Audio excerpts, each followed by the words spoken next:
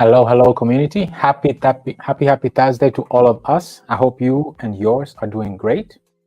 Welcome to another weekly community event, this time on our YouTube live stream.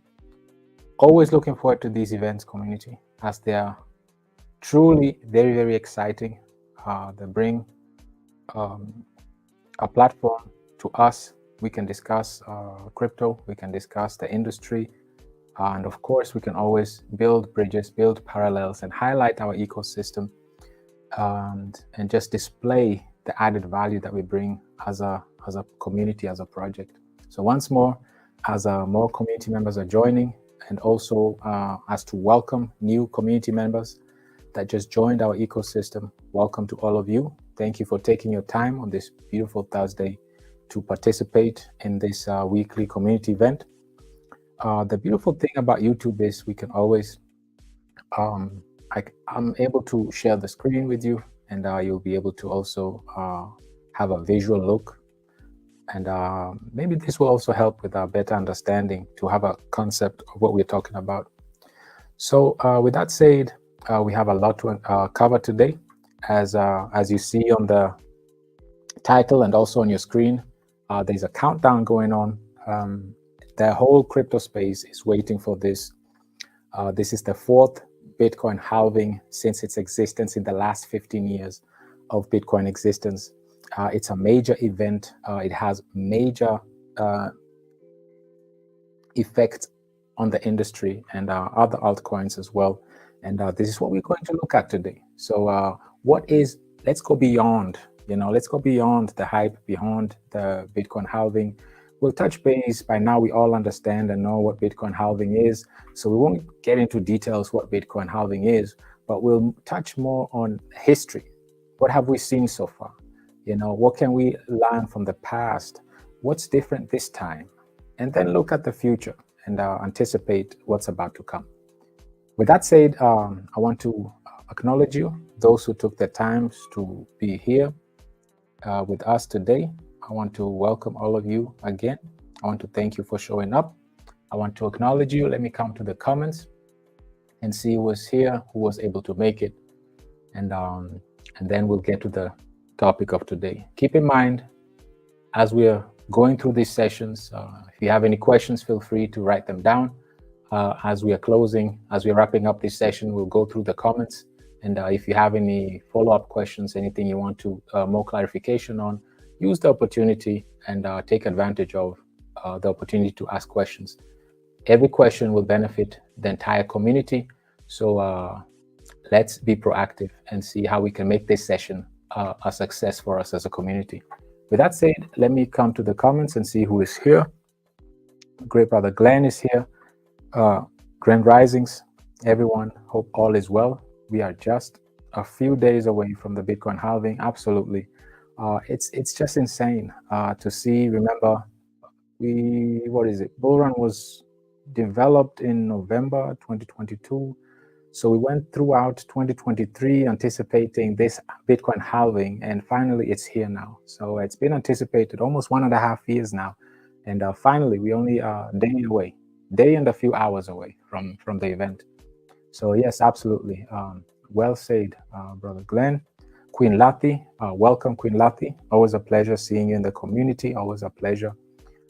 She says, hello, family. It's a good day again to sit attentively and listen to the teacher unpack what he knows best. What a privilege we have, community, as these events that signal the start of the process. Absolutely. Very well said. It is literally one of the key factors. It is not the ultimate, but it's one of the key factors. And we'll look at that in more details. This is very, very true, and it plays a major role. So it's a really legitimate and very influential event that is about to take place.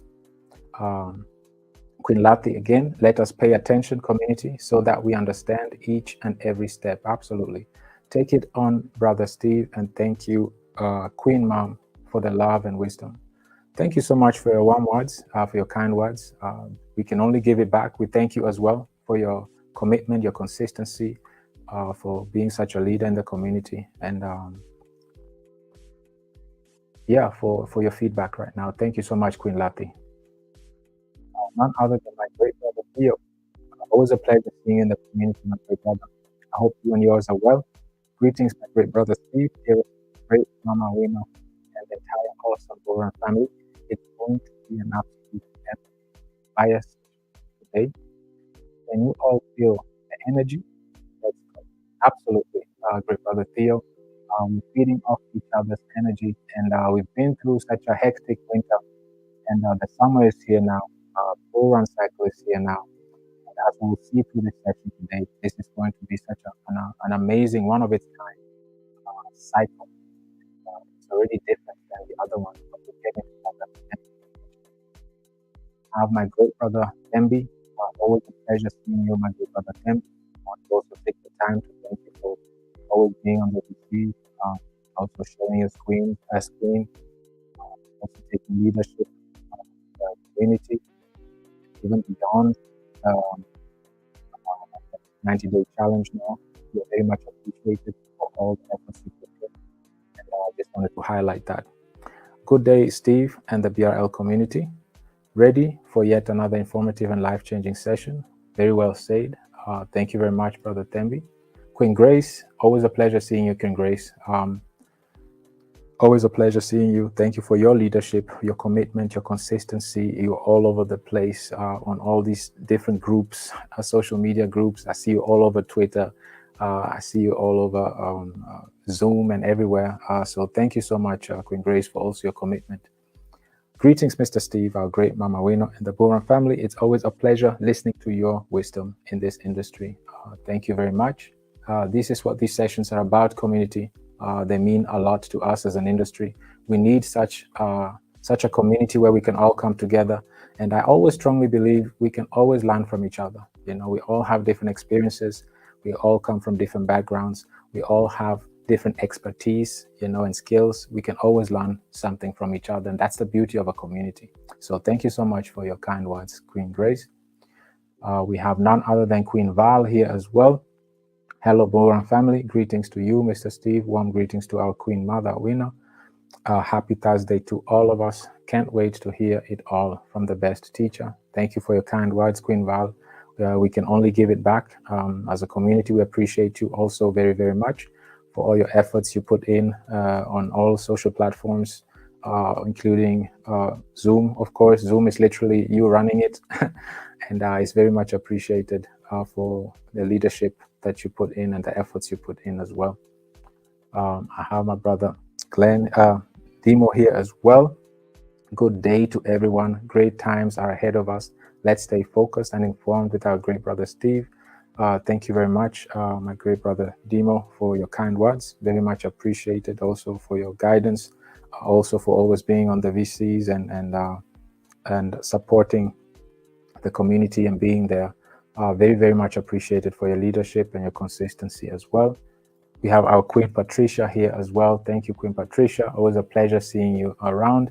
Good evening, family. Good evening, Steve. We are back again to learn from the best. Thank you, Steve, and stay blessed always. Thank you so much, Queen Patricia. May you also stay blessed, you and yours, and you're very much appreciated as well for all your efforts and all your consistency that you put in. Here is our one and only brother Glenn. We need to be going. We need to be on the move, he says. Queen Val has put here links to the website. We have here our BULLRUN website and also our Telegram group. So those who are new, welcome to all new members. Kindly feel free to join our community. Thank you very, very much for this. We have the same for Killer Whale here, and we have the same for Survivor as well. Thank you very, very much, Queen Val, for placing these links in the chat. Brother Glenn, hopefully by Monday, the halving would have happened. Let's go. Absolutely. Absolutely. Yeah, it keeps shifting. It keeps shifting. It was supposed to be on the 18th, actually today, but now, and then at some point it was on the 19th, and now it's on the 20th. So yeah, but we'll get there definitely this week. Queen Beatrice, good evening, Mama Wino. Good evening, family. We meet again for Brother Steve's knowledge exposition. We are most grateful for the teachings, Brother Steve. Thank you so much, Queen Beatrice. You're very much appreciated. Thank you for your kind words. And also thank you for your leadership, for your consistency, and for all that you the added value you bring to the community. Very much appreciated as well.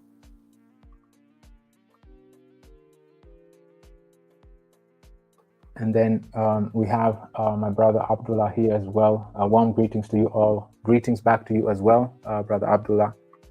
Queen Val says here, let's hit the like button. We all know why. It's for the algorithm, so that we can put the word out and more people can really get exposure to what we're doing, our ecosystem, or just crypto in general. You know, this is general information that we are about to discuss that involves the, you know, like the entire industry, not just us as an ecosystem.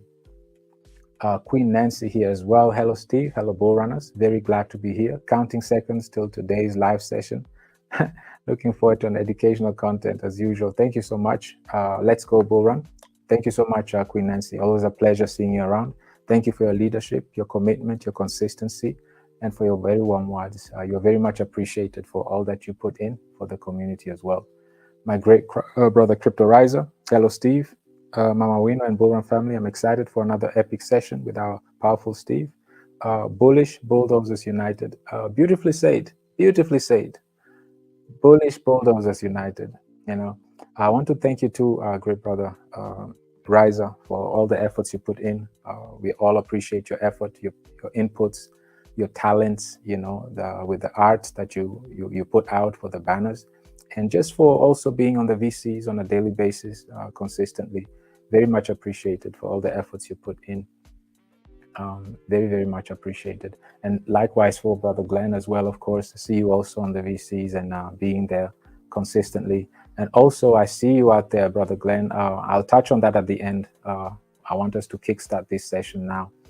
I see ABB Freedom. Hello, friend Steve. Hello back to you as well. Welcome to the community. It's a pleasure having you here. We have Queen Margaret here as well. Greetings, community. What an amazing opportunity again to be empowered, informed, and educated. Good day, my brother Steve and Mama Queen, the Queen Awino, Mama Awino.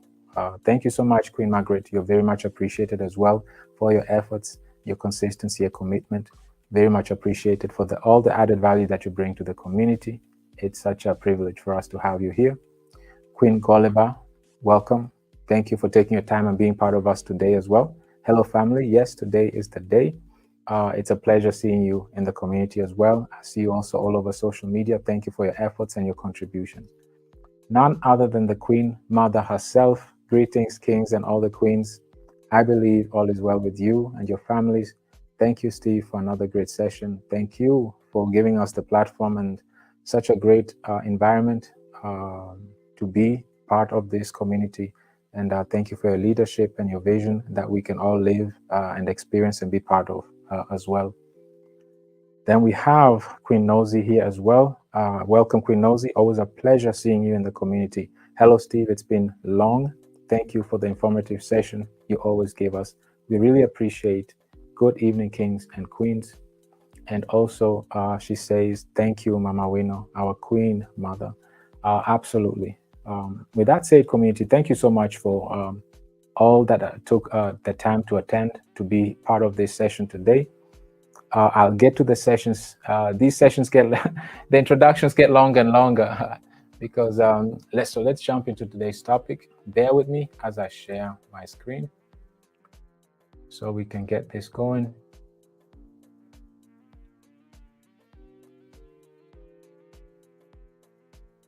So with this said, again, the topic of today, beyond Bitcoin halving, you know, we always like to think a few steps ahead and just have the satellite vision to see the big picture and just to understand where we came from, where we currently are, and anticipate the future. What are we expecting? So with that said, let's get to today's topic, beyond Bitcoin halving. As we see here is only a day left and a couple hours until Bitcoin halving. Projected it's on the 20th of April. That seems to be on a Saturday as of now.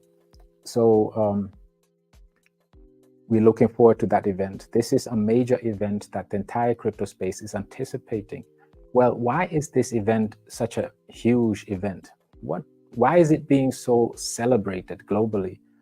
What effects does it really have on the industry? And what really are the details that makes this event so special? All this, we'll look at this today, and let's jump right into it. You know, to really appreciate the whole Bitcoin halving, why don't we look at the last 15 years, okay? Let's look at the last 15 years, and let's see if we can pick some trends, and if we can come to a conclusion regarding the future, of what we're about to anticipate, So it's very interesting as we go through this. Let's take our time and just go through this. And before we go through this, I just want to build this picture. Keep in mind, we are in an emerging market, okay? This asset class, known as the cryptocurrency asset class, is the fastest growing asset class. It is the most lucrative so far, as Bitcoin last year alone rose over 150%. So it outpaced all the four asset classes, as we know, which are treasury bills, which are stock, real estate, and gold. It outpaced all these asset classes by far, not even close. And this is why right now, as we're being at the very early stages of this new emerging digital economy, it's very important for us to really understand what privilege we have to be so early on at this stage. Because keep in mind, being early in a developing new technology, you can only do that once. You can't repeat it again. Next bull cycle will not be the same again, and none will be others after that. This is one of its kind, and we'll see why. Let's get to this. So we're going to look at the last 15 years and what happened, and starting with 2008. So briefly here, this is outdated. Right now, the market dominance is around 54. Yeah, it's at 54 right now. Market dominance is at 54%. This means that more than half, 54% of the entire market cap, which is at 2.3 trillion, is Bitcoin. So Bitcoin, whatever Bitcoin does, everything follows. Let's get to that. So like we said, when the price of Bitcoin increases, so does the rest of the market, because it has such a large dominance. And when the price of Bitcoin falls, so do others as well. This is why we always experience, when we go through the bull and bear markets, we really experience all these swings along. So whatever Bitcoin does, everybody else does, So these are the swings that we experience. We experience a bull run, and then it goes back down. We experience a bear market, and we all have to follow along as its dominance is increasing. I haven't seen Bitcoin at such a high dominance. This is really high, 54. It's extremely high. So with that said, let's continue. Again, as long as Bitcoin continues to hold the dominant market capitalization within the crypto space, the movements of Bitcoin will be to a large extent reflected by the rest of the market. Like we said, I believe this dominance will come down, will decrease over time, I believe, because as more and more innovation is coming in, like we will see as we're going through this session today, the market's liquidity will shift to other platforms, other applications, and so on and so forth. And I believe that number will drastically come down, especially now with the Bitcoin ETFs out there. There are other alternatives with the mining stocks, Bitcoin stocks. So there are other sources where individuals can invest in indirectly that will take away from that dominance, I believe. So what we want to look at, just a brief, the history, the last 15 years. So now that we understand, so that we can understand where we came from. We need to understand where we came from, what we have experienced so far, and then we'll come to where we are today, and then we can predict the future or try to anticipate the future. So as we all know, after the financial crisis in 2008, early 2009 in January, Bitcoin was basically deployed on the blockchain, and a white paper was put out there by an individual or entity known as Satoshi Nakamoto. And also, this was At this point, Bitcoin was the ultimate and the first and only cryptocurrency in existence. So we have to give credit to Bitcoin for that. Of course, Bitcoin paved the road for us to be able to have, these mythos that we wanted to always be part of. This is what the blockchain technology promised us at its early stages. So no centralized entities in between, because remember, this was right after the 2008 financial crisis. So this means that it was right when retailers, who actually, like we said, in the US market alone, are responsible for over 70% of all the consumption. We were all in a subprime mortgage bubble, and it hit the retailers, of course, as always, the most. So, and all the other banks and institutions were bailed out. None of the CEOs responsible for all these major banks that were doing shady deals with these loans, none of them were ever charged with anything, but it's the retailers that suffered. So there was no trust in the government, in institutions, and none of that. So that's why Bitcoin was like this pro retailers movement back then, right in 2009. And so that's how it kickstarted. So over the next few years, Bitcoin didn't have any exchangeable value until there was this first Bitcoin exchange created called as Mt. Gox. That was back in 2010. So between 2010 and 2013, Bitcoin went from having near zero market value to almost $150. Now, we like details. Like, what do you mean with near zero? So this was literally sub pennies, literally extremely low. Let's look at it here. Yes, it was a fractions of a penny. And then it went all the way up to 8 cents. So you could buy Bitcoin literally for nothing. But let's do the math here. So it was on May 10th. This is now the pizza day. 2 pizzas were purchased, right, for 10,000 Bitcoins.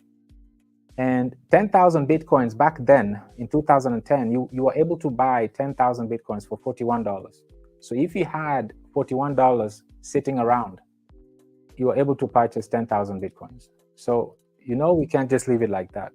At this current price, 10,000 Bitcoin puts you at over 620 million US dollars right now. So you will be, that's a good investment, right?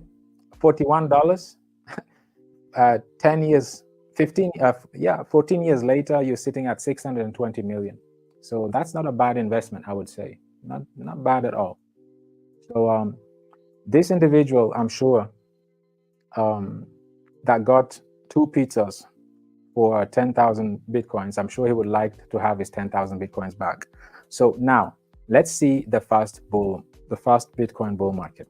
This is very significant. As we know, Bitcoin halving, what it is literally, basically it is, the rewards are being permanently cut in half every 210,000 blocks, which is roughly around 4 years. So basically that's what it really is. It's very powerful because this fosters scarcity in interest rate, in inflation rate. So Bitcoin has interest rate scarcity. It's the only cryptocurrency in the space who has a scarcity in its inflation rate. Usually inflation rates increase over time, but with Bitcoin, it's actually decreasing. And it has a limited supply, as we know, 21 million. So for the next 100 years, it's going to just keep cutting its inflation rate in half until it hits 21 million, which is not anytime soon in the next 100 years. So also with that said, let's continue. Let's look at just some things that we want to look at and highlight. So like we said, during the first Bitcoin bull cycle, Bitcoin went from $145 in May, and it hit all-time high at 1,200 in December. So it went up more than 7 times. More than 7 times. And with that said, it just shows a trend right here. Okay, so the year 2013 marked the first official bull run for Bitcoin, which the price hovered around $145 for the majority of the year until October. And now this is very interesting. So within 2 months, So it went from $145 to its first all-time high of $1,200. So this is why we always say bull cycles are extremely intensive. And once you really hit the bull cycle, nobody will have to ask if we are in it or not, because within 2 months, Bitcoin went from 145 to 1,200. So it did a 10x basically in 2 months. That's intense. And that's the beauty of bull cycles. There's so much liquidity coming in, and there's so much hype, and we'll go through all of this. One takeaway here is always that the peak of this bull run occurred right at the end of the year, okay? So by December 2013, it hit all-time high at 1,200. So end of the year, all-time high price movement is a unique characteristics of Bitcoin price action. It's repeated almost every year, and we'll see this. So always keep this in mind. This is just a hint for us as a community, as an industry, to understand that, and we'll see as we progress, okay? So the first bull cycle, it was in 2013, and it hit all-time high by the end of the year. So let's move on. Then the bear market came, right? In 2014, bear market came. So Bitcoin started the year at 800, and then it dropped all the way to 178. Basically, it fell off right back where it started before the bull run, before last bull run. And this is part of the bull cycles, like we said. We need to just understand this. Cryptocurrency, financial industry as a whole, it's always about boom and bust cycles, okay? Always about bull and bear markets. Nothing goes up forever, okay? Eventually what goes up will come down. And we'll look at this in more detail, and we'll understand this much better as we progress. So that's how it was in 2014. And keep in mind, this was the bear market. So in 2015 now, and before we go further, keep in mind again, this is a bear market. So the low of this bear market occurred right at the end, again, slipping into the next year as low as 178. So right at the beginning, either at the end or at the beginning of the next year, this is where you always find either, if it's a bull run, it's the all-time high. If it's a bear market, it's an all-time low. That takes always place at the beginning or at the end of the year. So the second bull market took place in 2015. So this one was the longest, and we'll see why. So in 2015, Bitcoin increased now from $178 to $463. So that was from January to December. It wasn't much considering, but it's still 160%. This outpaces every asset class. So it did as well as last year, basically. And what's significant here is just that, again, same thing. The peak of the bull run occurred right at the end of the year in December. So this is a trend now. We always see that at the end of the year, all-time highs are being hit. Okay, so this a movement is a trend, and we'll continue to see this years when the bull run is during the bull cycles. So in 2016, a continuation of the bull cycle. So this is something very unique. It didn't stop at 15. It started at 50. The 2015 bull run started, but it continued in 2016. So it went from 433 to now 1100. Keep in mind, it all started at 178, right? In 2015. So, and now we keep going. Next year, 2016, we kept going up, and we hit an all-time high of 1150. So that's 2016. And again, all-time highs were hit by the end of the year, okay? Yet again, we see a similar trend in the Bitcoin price hitting its all-time high at the end of the year, okay? Always keep this in mind. There's a reason why we're highlighting this. Okay, so the peak of the bull run was just after the end of the year, like we said, or beginning of the next year, January 3rd in 17. Now, 17, same thing, another continuation. The bull run was still going. This is the third year now, and the bull run is still going. It started the year at 1100, and it hit its peak at 19,500. So, and it was up 1,600% just for 2017 alone. This is insane. This is why we say this is the most lucrative asset class in the space. So let's have a better idea. Why was this 3 years bull cycle? If we look at it briefly here, this is when Bitcoin literally hit its peaks. This is when Bitcoin literally ascended into public and financial spotlight. This was the year when we saw increased media coverage, and the maturation of the supporting infrastructure. Like there were new exchanges being put out there. That was when like Binance was being put out. Keep in mind, 2015 is when Ethereum came out. Wallets were being introduced to simplify trading, storage for users, etc., etc. So this was a year when it was a broader audience was being attracted. People were being intrigued. Potential and new form of money was being introduced into the industry. So this was a cycle of rapid growth. And even though there were corrections, as we see here, there was hypes, and then there's corrections here, and then another correction, and then it just gradually went up. So there was a lot of corrections, but all in all, it all went all the way up until it hit 20,000. And it hit its peak in 2017. So come 2018, now we're hitting a bear market again. We're back to bear market. I hope you keep you see what's happening. We're having cycles here. We're having cycles. So what made the 2015 bull cycle so special and prolonged was because it was experiencing media coverage.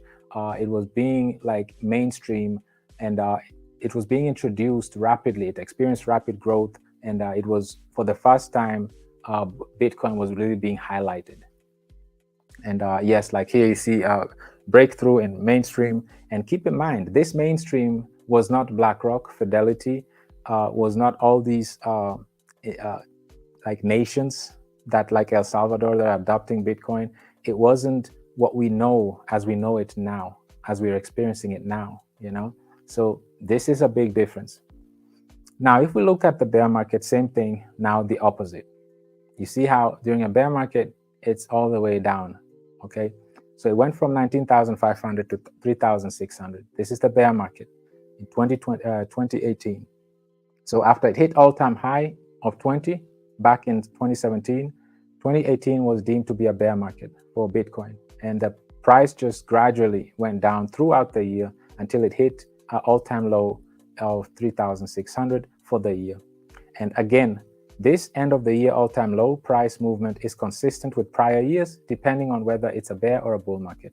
So you see how Bitcoin always has a trend of, if you're in a bull market, all-time highs are usually at the end of the year. If you're in a bear market, all-time lows are usually at the end of the year. So there's a trend here.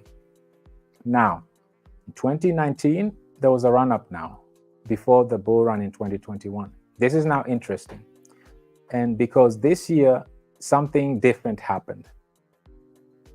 And I strongly believe this has probably to do with the pandemic. But this is what happened. You see how in 2019, for the first time in 6 years, all-time highs and lows were not at the end again. Now it was in the middle of the year. So this is very special.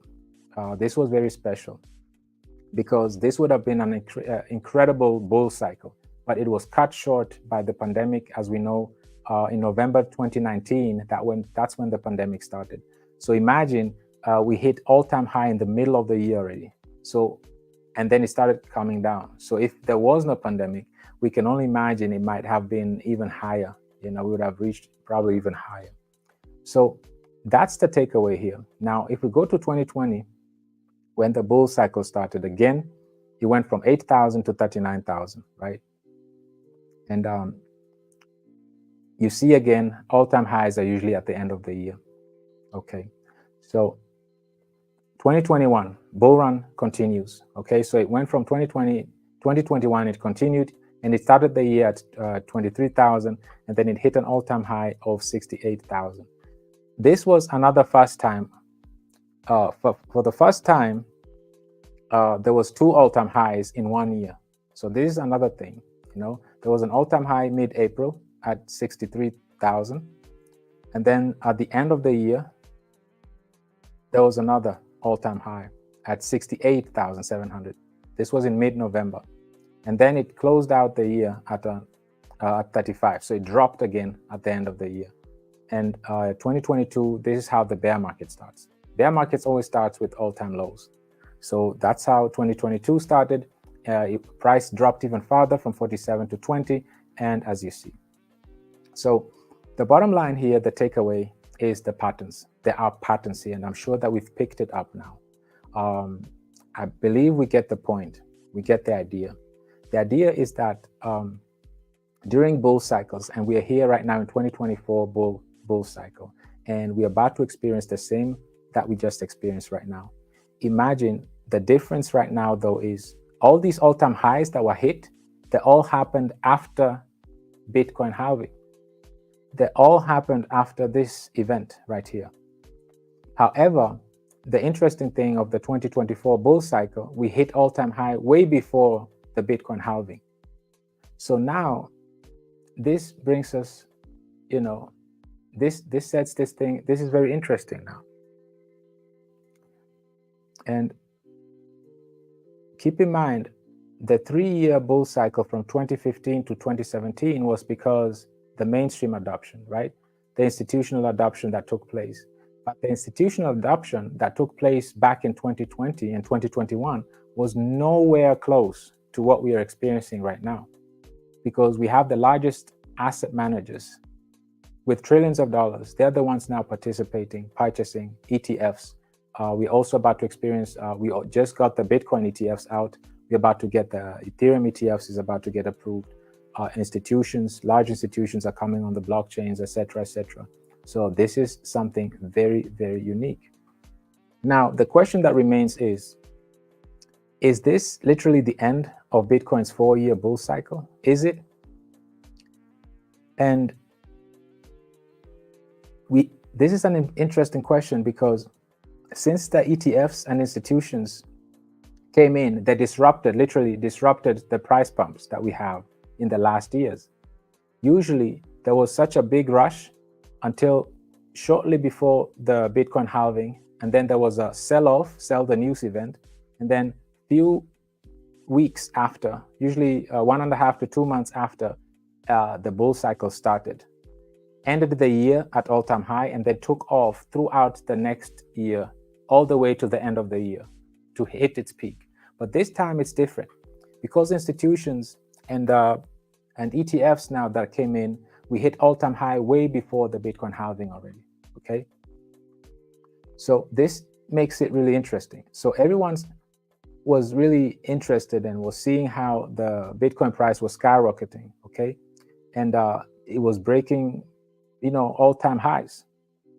And this caused so many people, and it caused so much attraction, and so many people entered the space and wanted to participate in the crypto space again, you know. And with the likes of BlackRock, Fidelity, and all of them, of course, it brought a lot of media coverage.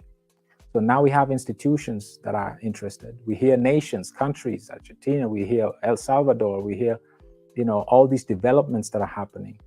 We hear that large institutions, well-established ones such as Visa, MasterCard, they're entering the blockchain. We hear that JP Morgan, Citibank, and BlackRock, and Circle, USDC, that combined, they're coming together to have their private blockchains, for example.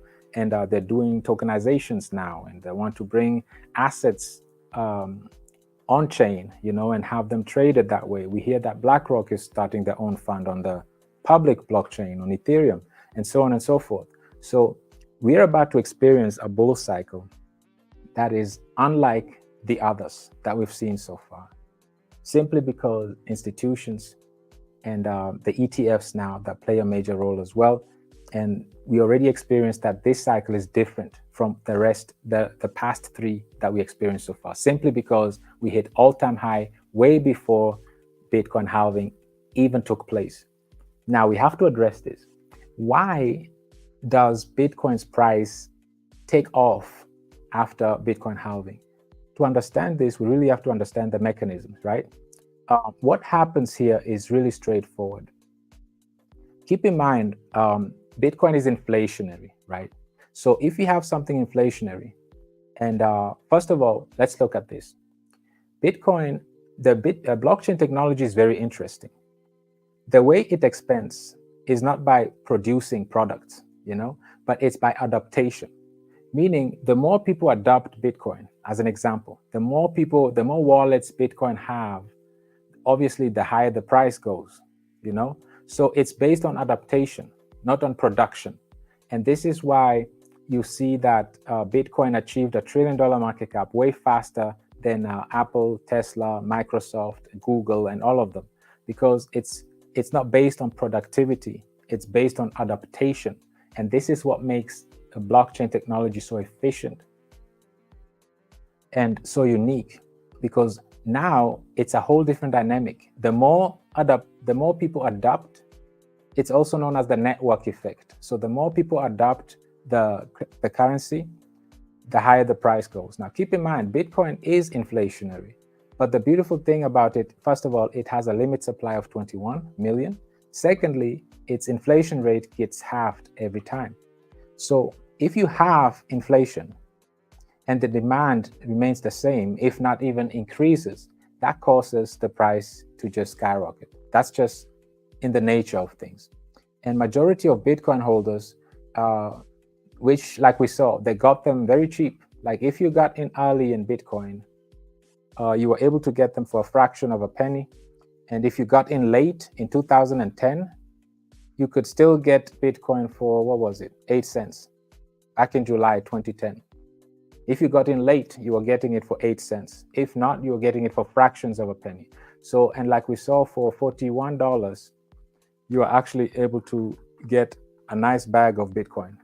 Like we saw here, you were able to get yourself a nice bag of Bitcoin for $41. You were able to get 10,000 Bitcoin. So you see that these individuals that got in early in Bitcoin, they have no interest of selling right now. They're already in profits, way in profits, and they're not selling their bag. They're just sitting on it and just taking as much as they need and leaving the rest in there.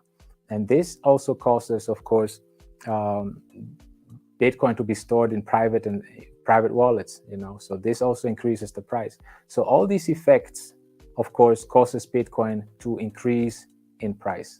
And because, like we saw at the beginning, Bitcoin has the largest market cap of anyone, more than half of it. So whatever Bitcoin does, when the price of Bitcoin increases, the rest of the market increases also. So whatever Bitcoin does, that's why we say a rising tide lifts all boats. So the better Bitcoin does, the better all of us do, because it's so dominant that whatever it does, everybody else follows. And the good thing about it is, like, usually it trickles down from Bitcoin and then it feeds into other altcoins. So those who take profits of Bitcoin invest in smaller market caps that prolongs the bull cycle also. So this is how the liquidity also comes from Bitcoin and gets into other blockchains and other assets and other cryptocurrencies and so on and so forth. So Bitcoin kicks off the bull cycle, and then everybody else feeds off of Bitcoin. And because it's increasing, it's going up, everybody else is up. Everybody else is also going to be risen as Bitcoin is rising. That's the beautiful thing. Just by being in the industry alone is so beneficial. That alone is profitable for all of us, because that liquidity will be distributed among everyone.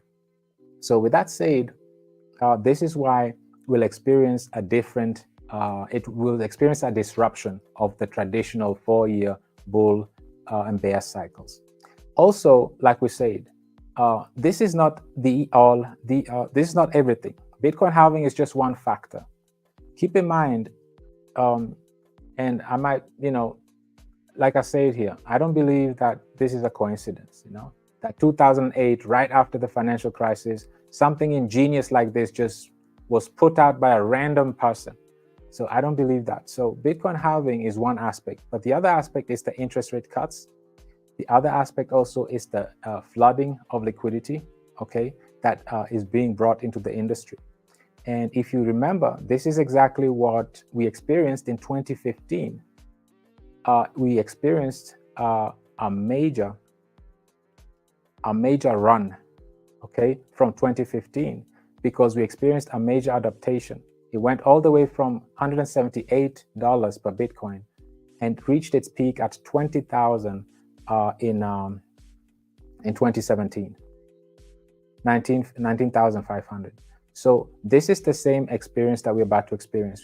You know, it's reaching its peak through media spotlight, media attention, you know, innovations, new wallets, new blockchains, new storage and uses, and also mainstream adaptation, like we said, through BlackRock, ARK Invest, Visa, MasterCards, new payment processors, like Swift is entering, nations are entering, and there's so much mainstream adaptation going on right now in the crypto space. And all of this is going to cause this bull cycle to be extremely unique. It will bring so much liquidity into the space that we've not seen before. And that's why we believe this cycle is going to be a multi-year cycle. And because there's so many things coming at the same time. We're focusing on cryptocurrency alone. There's a new technology known as the AI. That's a major will play a major role. We have biotechnology that is also a major deal. We have this, logistics infrastructure. We have called DePIN, decentralized infrastructure. All of those things are about to enter blockchain, and we've never experienced such a massive migration from traditional finance to the blockchain. So all of this is making this bull cycle extremely special. And since we already hit all-time high way before Bitcoin halving, this is a major indicator, and nobody knows where we're heading now because we've never experienced this before. So anybody telling you they know where we're heading, it's not true. We have no clue what's about to happen. All we know is that we are about to get flooded with lots of liquidity, lots of adaptation, lots of technology, and lots of mainstream adaptation. So with this said, I want to highlight something also. All this rush that we experienced since 2024, all this rush we saw here wasn't because new innovations. This was just simply because of the hype of the ETFs and the Bitcoin halving anticipation. Usually that's why you see at the end, as we're getting closer, there's a sell-off, okay? So those smart money bought down here, they got Bitcoin at 20,000 and they got it early. And now all this liquidity that came in, now they're just taking profits, there's a healthy correction about to happen. And then once it blows the top after the Bitcoin halving, that's when we'll really start the beginning of a very long bull cycle that will most likely reach its peak next year, end of the year. And it goes beyond just the bull cycle, Let's look at this. Like we said, there are other organizations also, such as Tether. Tether is known as the largest stablecoin, right? If we hear Tether, it reminds us of a stablecoin. But now they're going beyond just stablecoin. They're entering new markets right now. And they formed 4 new divisions that they want to change the focus. Now they want to get into data. Who else is in data? Tesla is in data. Google is in data. Microsoft is in data, right? So they are competing with traditional and well-established institutions. And as we know, Tether's quarterly revenues are higher than the largest asset manager, BlackRock. So they are making a great income. This is why they're branching out now, getting into data, getting into finance. Who knows what this means? Maybe they'll come out with their own bank. Who knows? Fully backed bank, into power and education as well. So if we look at here even closer, they want to be into they want to get into mining, digital education, and all of that. So they want to branch out. So they're not just focusing on the crypto space alone, but they want to really bring mainstream on chain. And they want to use the funds, the revenues they generate on chain in the real world. So you see that these are the early stages where you see crypto projects are now challenging established traditional institutions. And this has not been done before. This has never happened before. And these are some of the signs, as we see, that is good for the industry. This will bring main adaptation. And if Tether gets into education, this is a great deal. You know, this is very, very good for us. And if we go here as well, another great point that we have here is with Binance. As we know, for the last 2 years, Binance has been going through intense regulatory scrutiny. And their founder and former CEO, CZ, had to step down as a CEO because they were fined $4.3 billion by the Department of Justice. So, but now Binance got their license in Dubai. This is a major deal because, first of all, Dubai is a hub where capital gains are zero. You don't pay taxes on your capital gains. So this is a very attractive place for everybody, entrepreneurs, or that are into crypto. So, or those who made it big in crypto, they usually head over out there in Dubai. And Binance getting the license to officially operate over there, that's a major deal, because Binance, as we know, it is still the largest centralized exchange in the world. It is the largest, and it's still the 4th largest cryptocurrency in the space. And this is not all.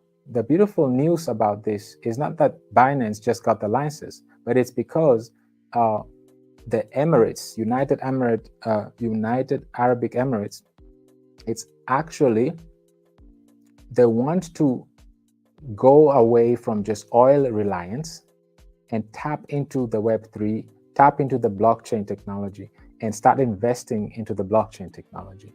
And in partnership with Binance, this is what they want to accomplish.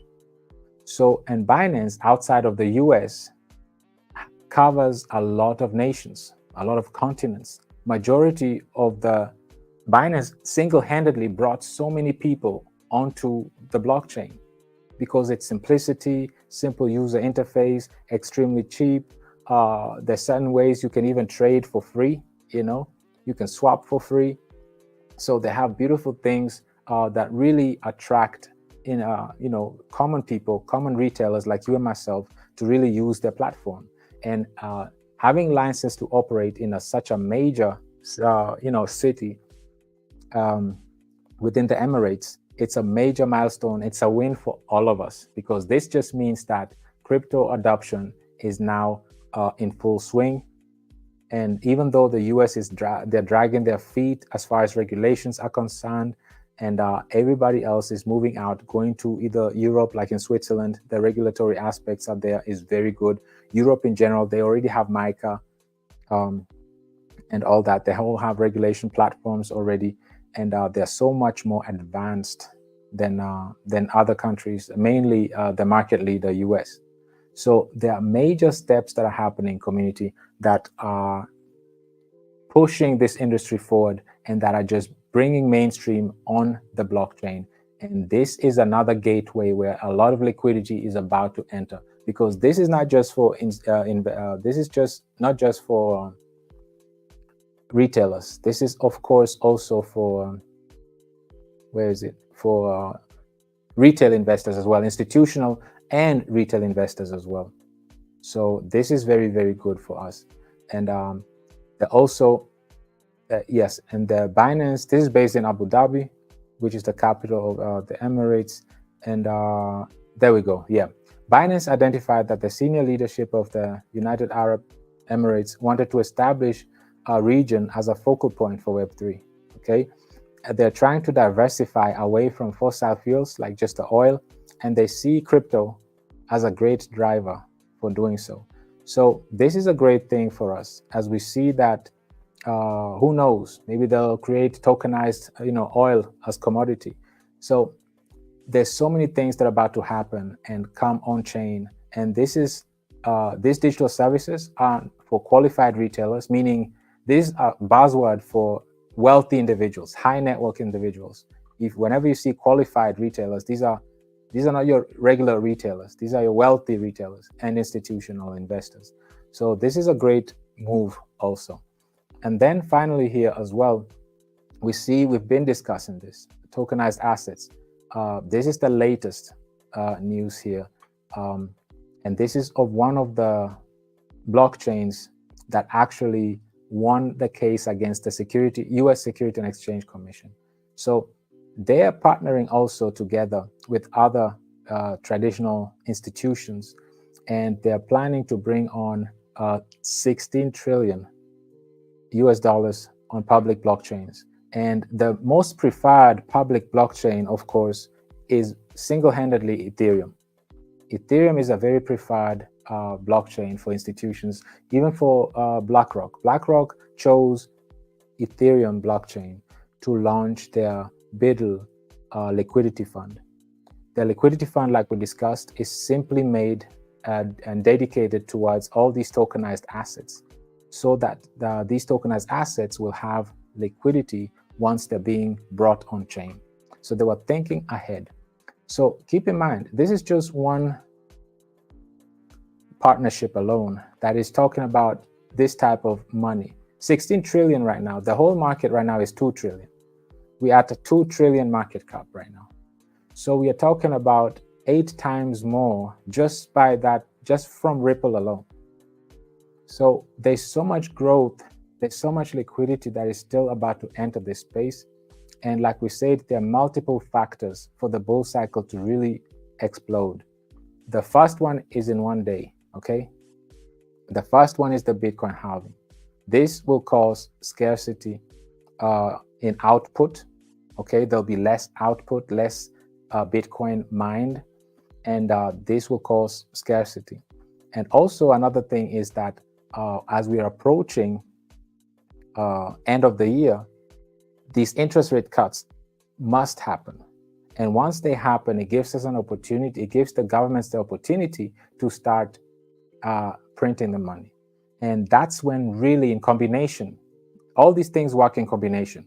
You need, the demand remains the same, the supply is being cut in half, the liquidity is being flooded into the market, into the hands of retailers and qualified retailers and institutions and so on and so forth. And now liquidity can be flooded into the market, and now that's when the combined, that's what really triggers the bull cycle. And as we know, all we need is this combination. If you put scarce supply and you combine it with liquidity, tons of it in the market, then you have yourself a solid bull cycle. That's how bull cycles are triggered.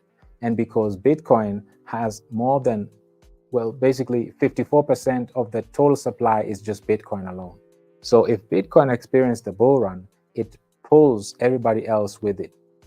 It pulls the entire market with it because it brings a lot of media attention. It brings a lot of, people just like to see Bitcoin's price go up, and that gets them so excited.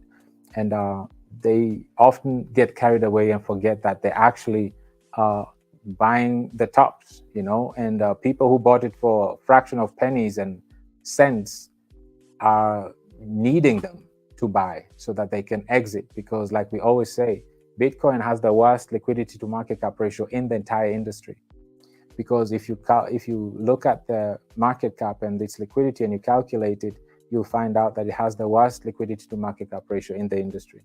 So this is horrible for those who are just getting into Bitcoin now, because the ones that got in early, they can't exit, they need liquidity. So they need the retailers to get the funds, the money that is being printed, get them in retailers' hands, and retailers should come and buy Bitcoin and serve as exit liquidity for those who got in early. That's the unfortunate thing. Now that we understand what Bitcoin halving and its impact that it has in the industry, it's major. Bitcoin right now has 54% of market cap. It is the dominant cryptocurrency in the space, and whatever it does, everybody else pulls along. As we are about to experience that, there will be a supply shock that is about to happen. Less supply, half of it is going to be output. The output is going to be cut in half. And as the demand remains the same, especially with these ETFs now, Bitcoin ETFs coming out, the demand is going to increase. And this will push the price of Bitcoin. And as Bitcoin price goes up, it will bring so much excitement of and attention and all of that. And it will bring a lot of retailers back to the crypto space because liquidity has not entered the space yet. Liquidity is yet to enter the space. And once that happens, we have 1 year time to go through this bull cycle. And this will be once in a lifetime opportunity because such early adaptation, new technologies, we don't experience this every day. This happens this cycle and then it will never happen again because all these institutions that we just saw, they're entering the blockchain just once, and then once they're in, there's enough liquidity now. Now there are no 100,000 excess anymore because there's so much liquidity, the growth won't go as much anymore. We are only sitting at a 2 trillion market cap. This is why it's so easy to push the prices up, but also it drops so drastically because there's not enough liquidity in the space. We're sitting at we are only at 2 trillion market cap. Keep in mind, Microsoft alone is 3 trillion. One company has a higher market cap than the entire crypto market cap, the entire crypto industry. So we are still at the very infant stages, very early stages of this technology. And imagine how much room for growth we still have. And imagine now that we understand that what's about to come and what triggers the bull run is actually the liquidity. And the beautiful thing about the blockchain technology is we don't have to produce products, goods. All we need to do is it needs adaptation. It's called the network effect. So as communities grow, this is why you see community tokens just exploding, and they're not producing anything. It's the adaptation. And as these community tokens are being adopted, that's why you see tokens such as, like this, like Dog with Hat, for example. It just started on Instagram and they took that picture and then created a token and boom, it's at 2.5 billion market cap. Okay. And it has no added value. It doesn't produce anything. It doesn't really even retain any liquidity. It doesn't burn any tokens. It doesn't even, use all this volume to redistribute USDC distributions to the community. It doesn't do all of that, but it doesn't even matter because, like I said, as long as there is a bunch of individuals rallying behind this and adopting this token, it shoots up. So imagine a combination of a solid fundamentals, sustainable fundamentals, and community. This is what is lacking. As of now, there is no solid community that is sitting on top of a sustainable ecosystem, and this is why if we go, I always like to work with Bitcoin because it's only fair. It's the largest one. And whatever Bitcoin does, everybody else does. So it's always easier to just look at Bitcoin. So like we said, we are very at the early stages right now of the bull run. We are nowhere. We're probably like somewhere down here. We are nowhere yet. And now we are about to experience, we already surpassed all-time high. And this was before Bitcoin halving, okay? This was way before Bitcoin halving. And usually what happens is you see Bitcoin halving happens usually way before. So after Bitcoin halving, you see the drops and then it starts picking up and then eventually just shoots up. This is all after Bitcoin halving. But now 2024, we already surpassed all-time high, way before Bitcoin halving. And now, naturally, after Bitcoin halving, now that the supply is being cut in half, demand being the same, if not even more, you can only imagine what's about to happen.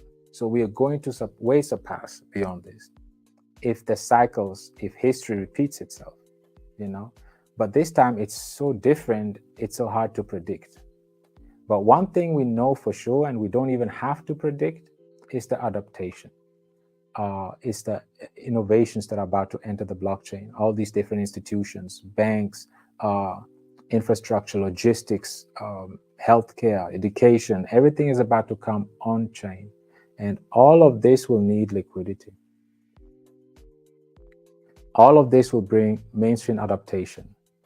And the good thing with blockchain industry is, as it's being adopted, all the prices shoot up, because that's by design, that's how cryptocurrencies are created, right?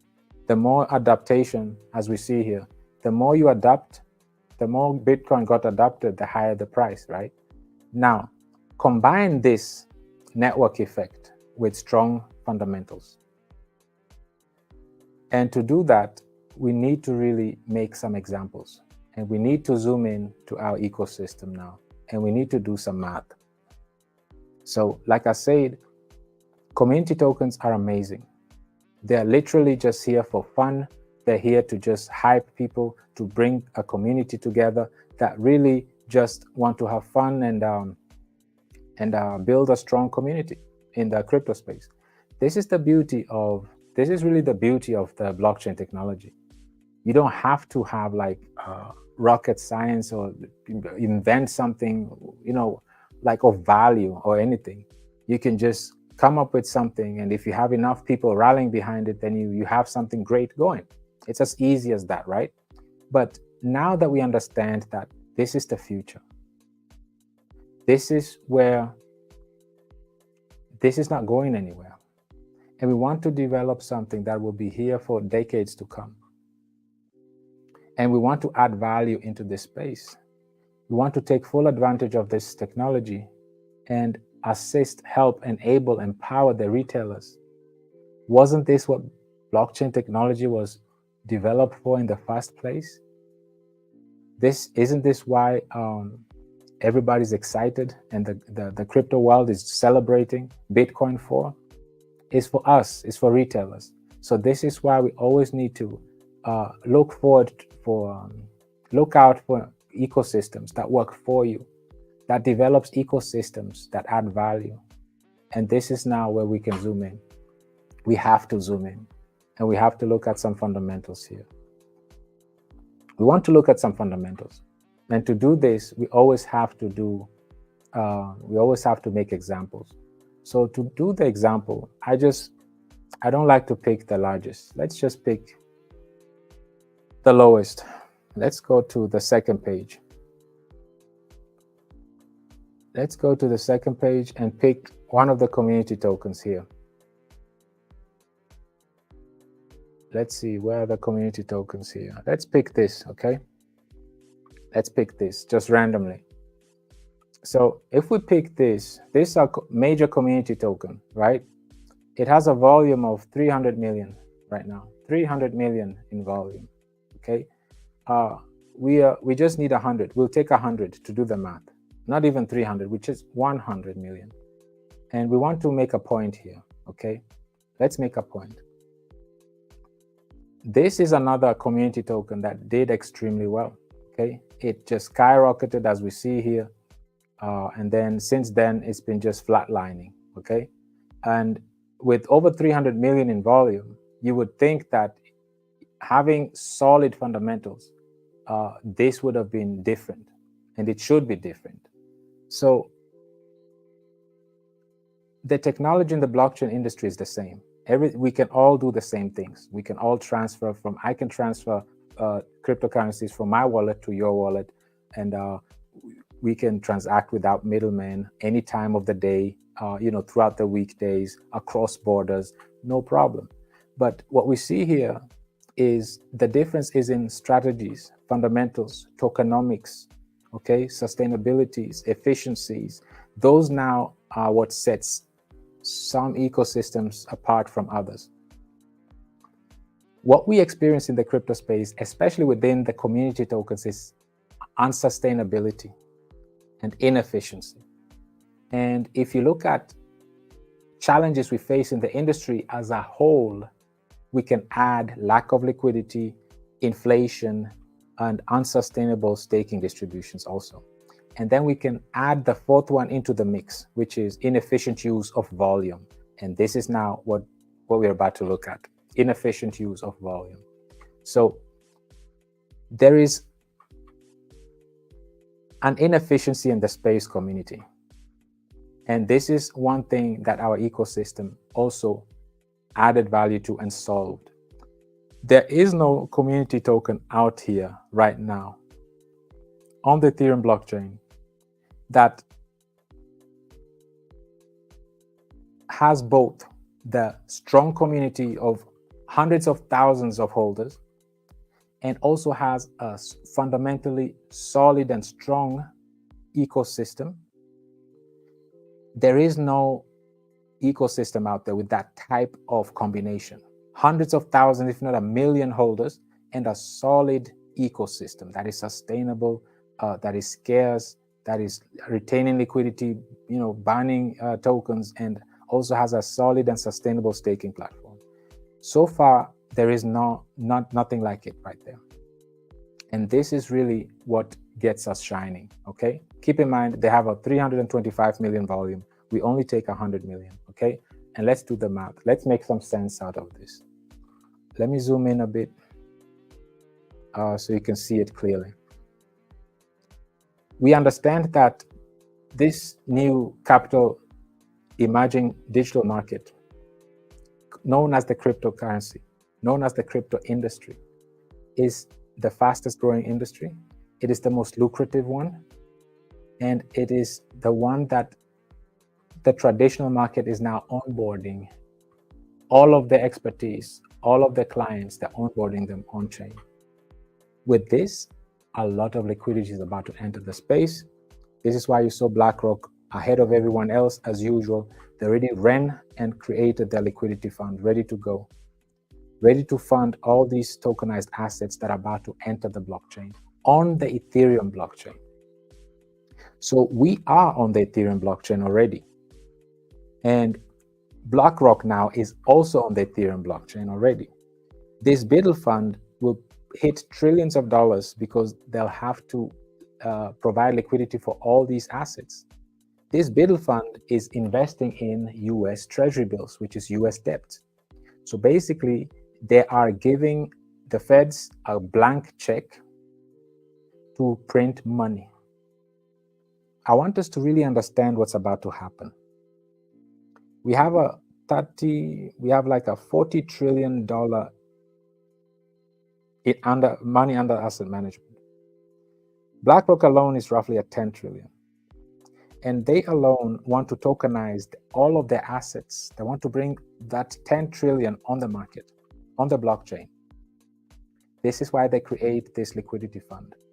So if even BlackRock alone is about to bring 10 trillion on the market. Now, in addition to that, they're heavily investing in purchasing US debts.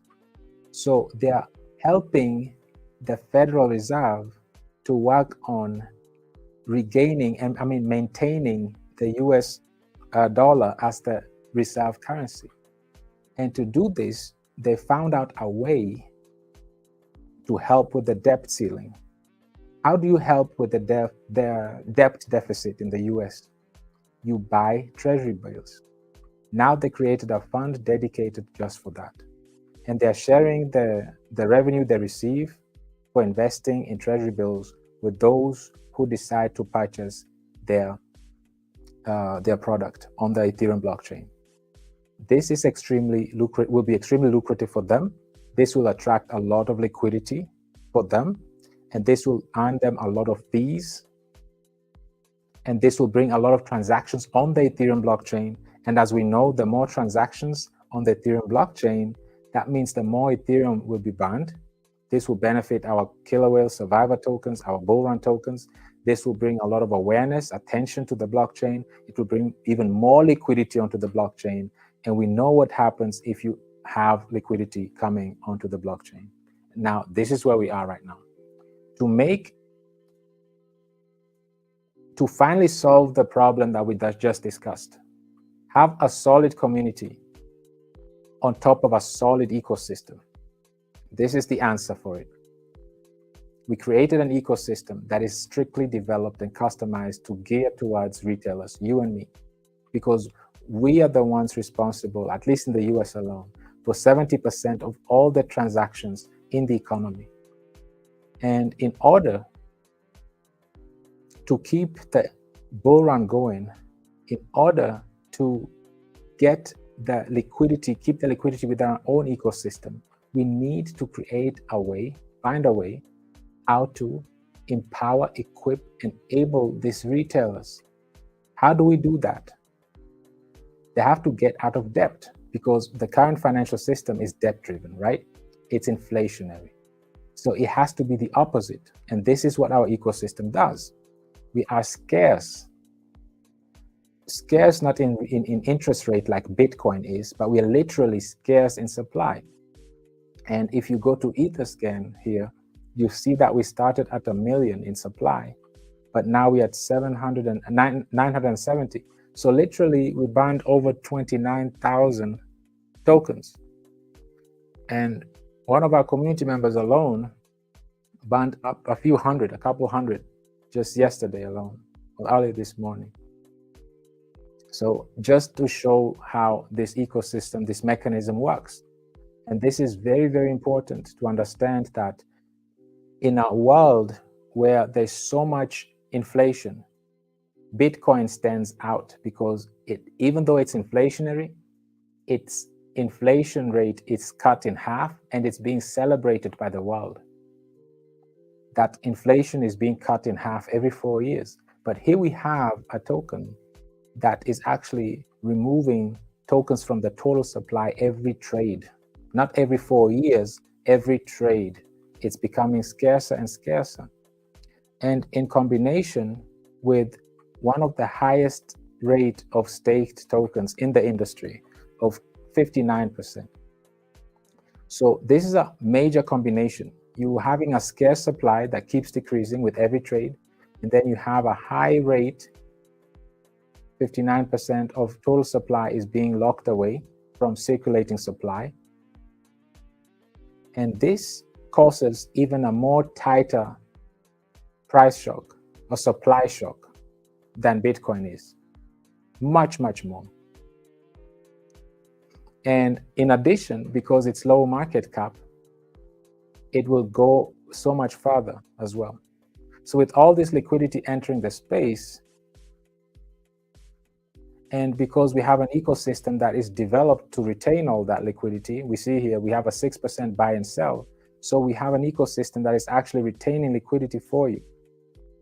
Why is retaining liquidity so important? Because of this. Let's go back to Bitcoin. Because of this. This happens because lack of liquidity and because unsustainable staking distributions. You're not giving the community incentive to hold this token. It's not a win-win for everyone. If you see something like this, you realize that only those who got in early are winners. Those who bought in halfway there or on top, they lose. They're just exit liquidity. They're just collateral damage. And this is how the current crypto space is, led by the largest cryptocurrency. They don't retain liquidity. If Bitcoin would be retaining liquidity, nobody will be rushing out like this, losing 80%. This is why ETFs are so profitable, are so in demand, because they're liquid. Nobody has to rush to the door and beat the next person next to them because there's just literally not enough liquidity. 0.0% liquidity to market cap ratio. You know, not even 1%. Bitcoin doesn't even have 1% liquidity to market cap ratio out of 100. So this just shows you that the inefficiency and lack of liquidity in the space causes all of this. So if Bitcoin was liquid, nobody would have to rush, and there won't be a price dump of 80% after such a rush, you know? And this is what we are addressing here. This is why we are retaining liquidity. And this is why also at the same time we are banning the total supply, like we just showed you. We started here at 1 million, and now we're at 970,000 and some change. So we banned over 29,000 in total. At the same time, we are incentivizing those who bring stability to the ecosystem by staking their tokens. So far, they're 59% of the total supply is being staked, and these individuals are receiving USDC distributions so that as they are staking, they're receiving USDC. So if we, just for the sake of comparison, we all know Bitcoin is a proof of work. You can't stake Bitcoin, we know, but just theoretically, okay? Imagine, let's do the math here. Look at the volume of Bitcoin, right? Bitcoin has a volume of close 37 billion, right? So 37 billion, let's take 1%, right?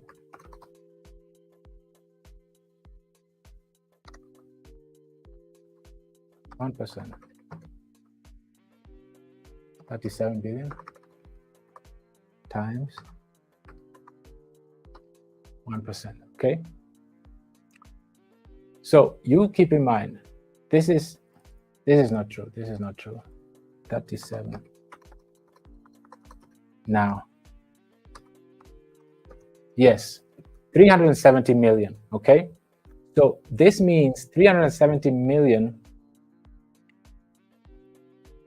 in USDC. Bitcoin would be having 360 million in USDC right now, 370 million in USDC, giving to those who are holding Bitcoin, just for holding it, just for staking it. You think those who have large bags that would be interested in selling if they were incentivized and just in one day alone, they had 370 million for themselves? Do you really think they would sell for peanuts? Because there is not enough liquidity in here. Let's look at it. Bitcoin has 1 billion in liquidity, 1.2 billion, okay? So, and you're offering them 370 million just in within 24 hours in one day. Those with large bags in USDC, because they're holding Bitcoin, they can just earn, this is for them, okay? Because this is what we have. 1% goes towards distributions. So if we had 37 billion in volume, 370 million would be going right here. The largest wallet. This is a staking platform. This is a staking contract. So instead of just 1,000 USDC, we would be having 370 million right now in one day, every single day. Tomorrow we'll have another 370 million. So imagine if you have a community of whales that are staking and they are entitled to these 370 million. And Bitcoin right now only has 1.2 billion. So literally, there's only 3 times. So within 3 days, these distributions will surpass the entire liquidity of Bitcoin, right? Don't take my word for it. Let's do the math. Let's multiply this times 3. 1.1. So basically, we'll be even. This is over $1 billion. Within 3 days, we'll give out over $1 billion in USDC distributions. If we had Bitcoin's volume, we'd be giving out over $1 billion just in 3 days alone. So you tell me, do you think these Bitcoin whales will be selling? Don't you think they'll be remain staked to just keep getting all the USDC with such a high volume? And this is exactly the foresight. This is the difference. You need to create a platform that there's a win-win for the traders and the holders. The traders benefit because you retain liquidity for them. Why is liquidity so important? Because it's more important than the price. You see how Tether, it has the most trading volume, okay? Its trading volume is 65. So it has a higher trading volume than Bitcoin and Ethereum combined because it's liquid. The more liquid you are, and this is what Queen Val was talking about. volume to market cap indicator. This is the liquidity indicator, like we see here. Volume and market cap, it's 60%. Okay, this is extremely liquid. Let's look at Bitcoin.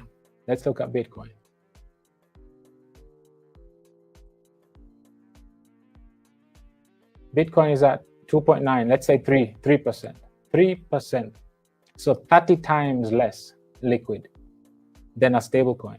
But everybody is so crazy about the price. But what's the use of price if you can't sell liquidity? What is liquidity? Let me explain liquidity in the simplest form. Liquidity is the amount of money in the liquidity pool in a cryptocurrency project that you can sell before everything goes to zero. Keep that in mind. So what does that tell you? This means that it takes only $1.2 billion for Bitcoin to go to zero. But how easy is it? Because there's like 6 billionaires out here, right? And over 78 investors who have 100 million and above. So it takes either just one billionaire or a handful of those with 100 million in Bitcoin and above, and Bitcoin goes to zero, literally. So that's how important liquidity is. Liquidity is an indicator of how much money is in the pool before it goes to zero. So obviously you want a project that is actively retaining liquidity constantly with every trade. And this is why we stress so much on liquidity. Secondly, you want to have scarcity. This is what we are celebrating here. This is why we're all excited, because this is going to trigger the bull run. It's because we understand that scarcity is important. Scarcity and high demand is a good combination for price, for supply shock, and supply shock causes price to go up. And when price goes up, all the Bitcoiners are happy, but they tend to forget that they should be worried, not happy, because, well, if you got in early, good for you. You have a bunch of people that will supply exit liquidity for you. But if you are the ones who buying the tops right now, getting into Bitcoin at 60, 70,000 right now, you're just collateral damage. You just exit liquidity. And if you can't build a project, an ecosystem from day one, dedicated to retailers, empowering them, enabling them, and educating them on how important scarcity is, liquidity is, and a sustainable ecosystem that incentivizes those who are holding, so that we won't have to go through all this boom bust, and lack of liquidity. Why can't we just create an ecosystem, have a community behind it that is always having liquidity, all the time accumulating, non-stop with every trade?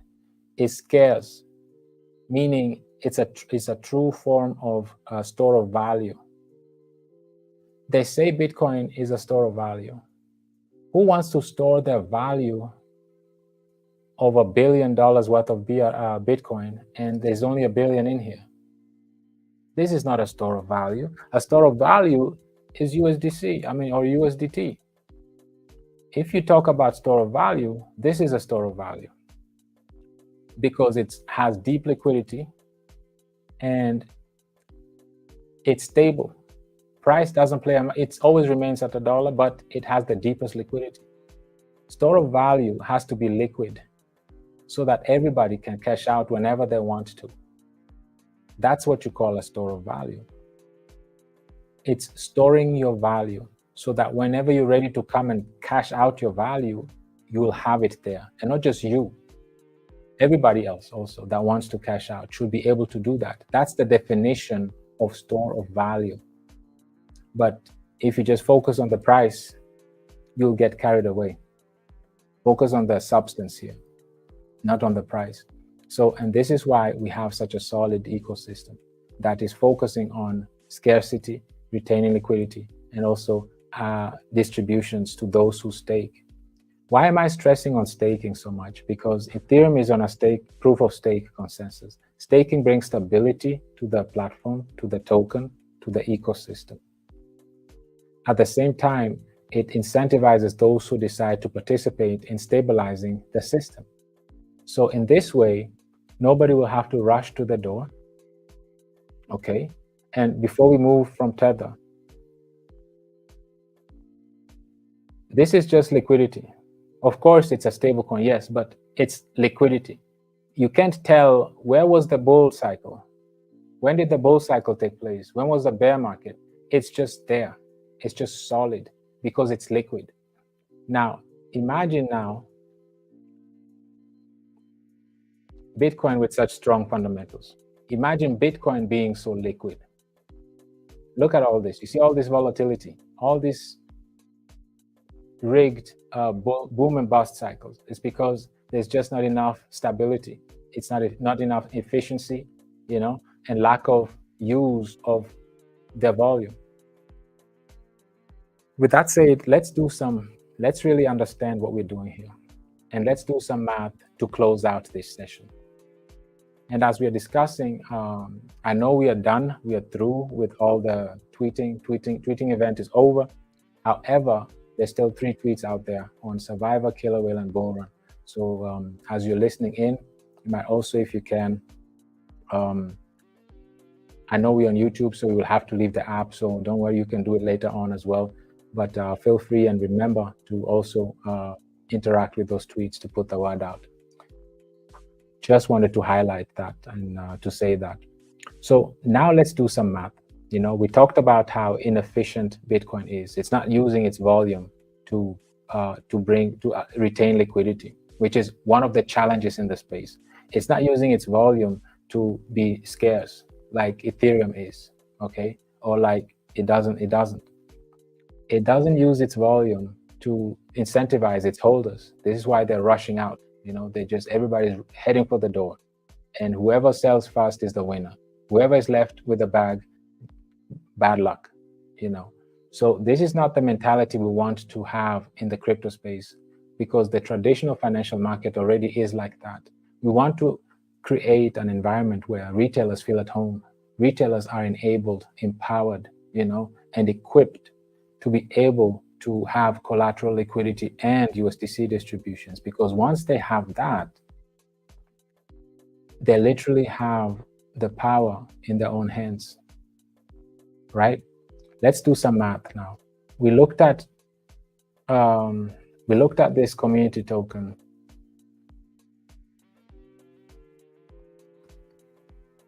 Let's call it this. No. Yes, we looked at this one, right? We took this one, and it has over 300 million in volume. We only take 100 million. Let's take 100 million and do the math here. And if we look at its all-time high, it's a very young project, community project, and I tip my hat to this community. Amazing. The sad thing, like we said, is there is no strong community and a strong ecosystem. There's always one missing. Either you have a strong ecosystem, but a weak community, or so on and so forth. And we have such an amazing community that is so young still. And we have a solid platform that is sustainable, that is fundamentally the most solid in the space. So now what we're trying to do here is to emphasize that when we have such a high volume, the chart shouldn't look like this at all. It should look healthy, you know. It should really look healthy and sustainable, and especially with such a high volume. And this is what is lacking in the crypto space. We need a community-driven project that has strong fundamentals, that is taking use of its volume, and that it's a win-win for the trader and the staker. Nobody has to rush because lack of liquidity, and people are incentivized that are staking, and it's a deflationary, if not a scarce token. That's very important. Let's do the math now. Let's take 100 million and do the math together. And keep in mind, this billion was just the USDC distributions if Bitcoin was able to have a tokenomics. If Bitcoin was giving out USDC distributions to their stakers, in 3 days, it would be over 1.1 billion USDC that they would be giving to those who are holding or staking Bitcoin. That's the inefficiency we are talking about. And also what I want to highlight, volume is at 31 billion, by the way. So let's do another math, because we are just talking about USDC distributions. Let's talk about liquidity, which is actually more important. So if we take 31 and we multiply this by 3, now this is incredible. So based on Bitcoin's volume, just today, 24-hour volume, we would be getting, and if they were having our tokenomics, Bitcoin would have retained just in one day alone, over 900 million. So close to $1 billion just in one day alone. Now look at Bitcoin's volume, liquidity is 1.2 billion. So basically, this shows you how inefficient Bitcoin is. It would take us one day to have the same amount, roughly the same amount of liquidity that Bitcoin has accumulated in 15 years. That's what you mean, that's what you call inefficient. Okay, now this is just one day. What if we had it for a month? So we will be closing in on 28 billion, almost 28 billion, right? So there's nobody else that has this type of liquidity. This is just in 1 month, community, okay? So if we had Bitcoin's volume, in 1 month, we would have 28 times more liquidity than they have. And keep in mind, Bitcoin has, compared to other cryptocurrencies, the largest liquidity, the most liquidity. If you compare Bitcoin's liquidity with every other one, it has the largest. But if we had Bitcoin's volume just for 1 month, we would have 28 times more liquidity than they have in one single month. So community, this just shows you the potential of a solid ecosystem that once adopted by the community and the community rallies behind it, the potential of it, it's just massive. It's amazing. And this is just the liquidity alone. So imagine within 30 days, if Bitcoin had our tokenomics, all these billionaires could cash out and Bitcoin will still not go to zero. There's like 7 billionaires, right? 6 billionaires. Within a month, they would cash out and there would be still billions in there, right? It wouldn't even put a dent in the liquidity pool. And this is what we are talking about. If you don't build something solid from day one, it will suffer. And this is why we developed something from day one that is retaining liquidity. This just shows you the importance of liquidity, because as we grow to hundreds of thousand holders, to 1 million holders, and start having 1 billion in volume, we'll be retaining so much liquidity and attracting more traders. And more traders bring more transactions. More transactions ban more tokens, and also accumulate more USDC distributions, okay? And so on and so forth. So let's close this out, community, with what we wanted to close out with. We are taking 100 million. 100 million. 1% of 100 million is 1 million. That's it. So what does this mean? 1% goes to ban, right? So that means with 100 million in volume, $1 million worth of BRL tokens would be removed. So you see this number right here. This number right here would drop drastically. It will drop immensely right now. And this total supply will shrink very fast. And as this is shrinking, this is now what is known as the price to market cap ratio, because we are banning tokens from the total supply. This is why you see the price of BRL is way ahead of its market cap. Market cap sits at 629. And if let's say we were not banning, we still had 1 million supply, we would be sitting at 62 cents right now, not 64. But because of that price to market cap ratio that Queen Val was talking about, because of that effect, because you're banning, it makes the price to be higher than the market cap is. And that makes the major difference. And this is just one of the mechanisms we have in place. So this just shows you that the charts, let's go to Bitcoin. The charts tell a story. This chart tells a whole story. It tells you that there are no fundamentals. This is why the way it went up, it went all the way down again. So there are no fundamentals. There is no sustaining of liquidity. There is no buying. There is no incentives for the holders. There is no efficiency of volume use. It's just trade, buy and sell, and that's it.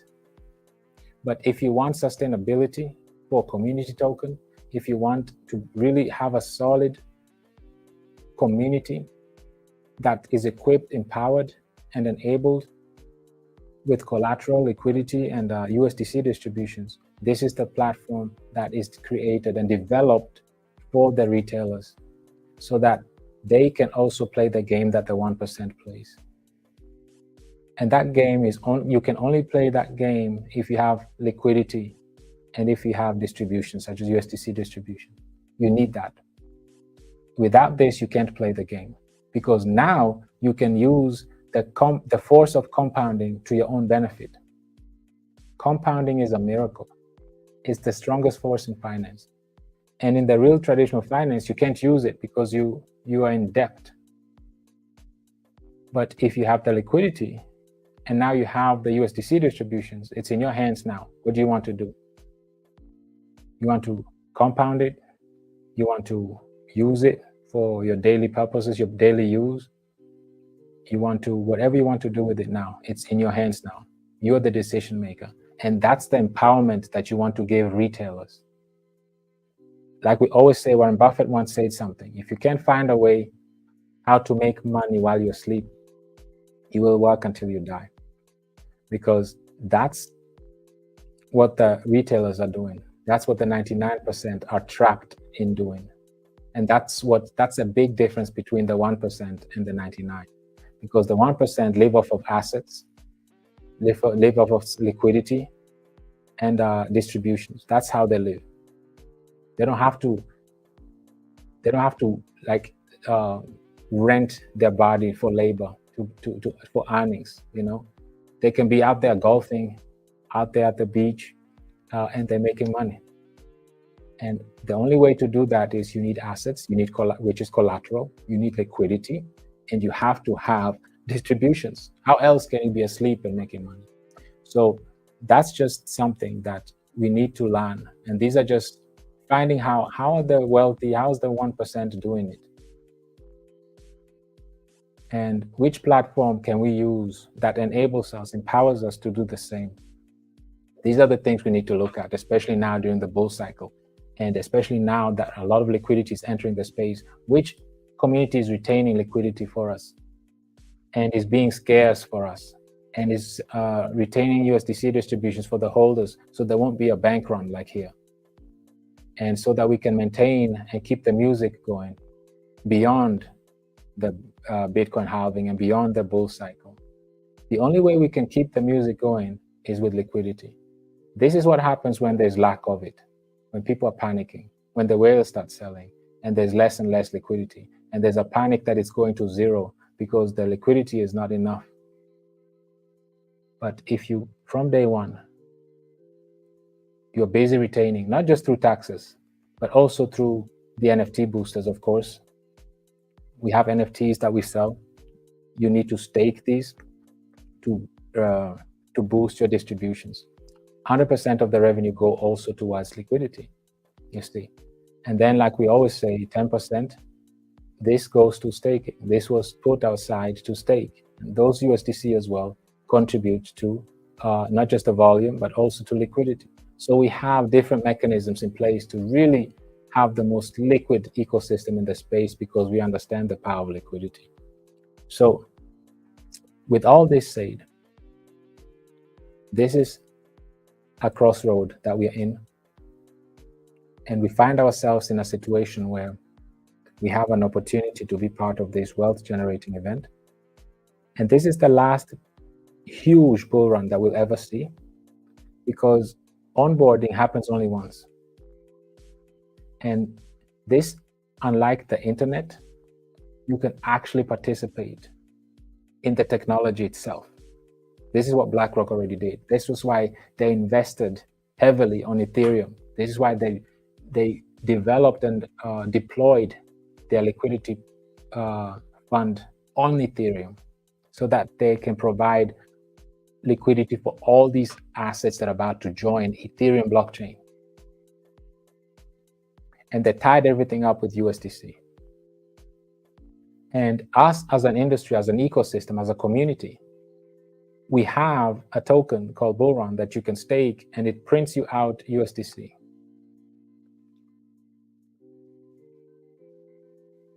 Once we hit a certain market cap, a certain liquidity level, and a certain volume consistently,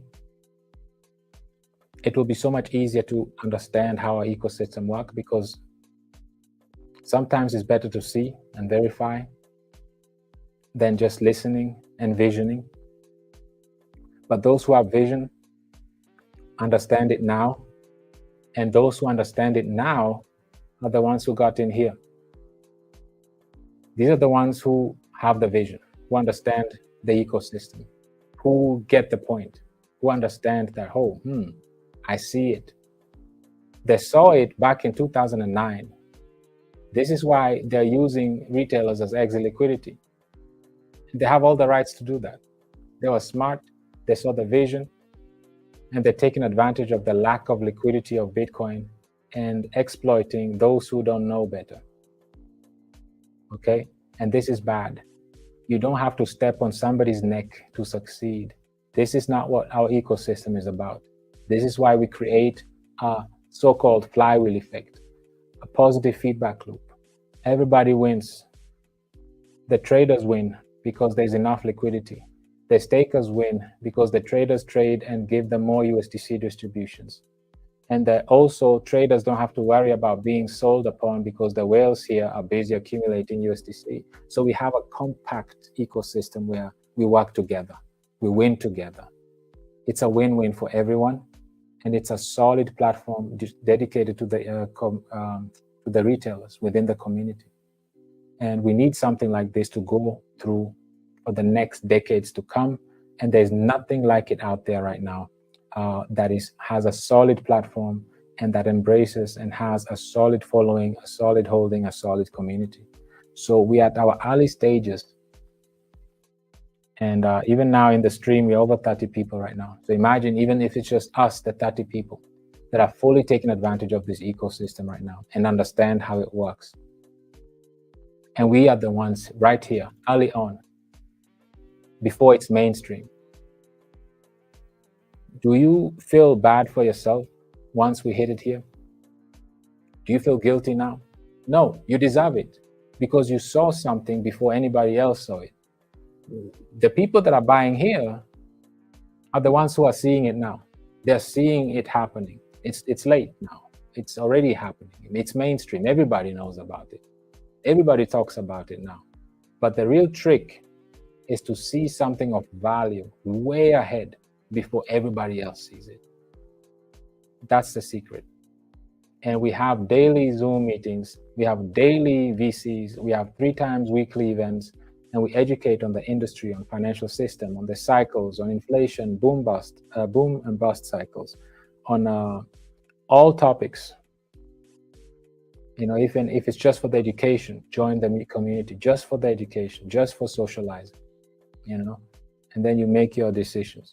We're not here to sell any programs, any online courses, none of that. It's all about community. It's all about sharing, experiences. It's all about making sure we're all on the same page. We all have a solid understanding of this industry. You know, this is what it's all about. And as we grow, and as the platform is being more adopted, this is what we want. And we don't want to experience this anymore. It's enough. We want to create a platform where we go beyond the Bitcoin halving. That's the title of today. We go beyond the boom cycles. and we don't lack liquidity. We have it. We keep it within our ecosystem, and we have something sustainable that is a win-win for the trader and the holder. And nobody has to step on somebody's toes or somebody's head to go ahead, to move ahead. We all win together. That's all. And success is all we know. So this is the session for today, community. I really like always enjoy myself going through these sessions with you, and just sharing, just sharing general information. It's all about information, education, inspiration, and just highlighting where we are. And the future is bright for us. Now we have a solid platform. We have a solid community. We've already mastered the 90-day challenge, and we're still moving forward. We're still tweeting. We're still active on Twitter. We didn't stop. We still have Zooms open every day. We still have VCs open every day. We continuously do these sessions 3 times a week on 3 different platforms. So we are extremely engaged. We are very active. I'm really thankful and grateful for such an amazing community that we have. We are a small community, but very committed, very dedicated, and very consistent. And everybody's using their personal skills, network, to add value to the ecosystem with their own talents that they have. So this is amazing, and this is how we should do it, community. So with that said, I'd like to, let me share my screen here again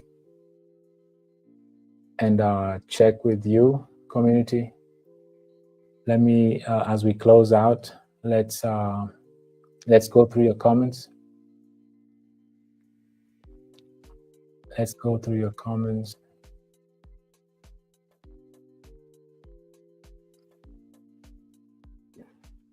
As we look at the countdown that is happening here.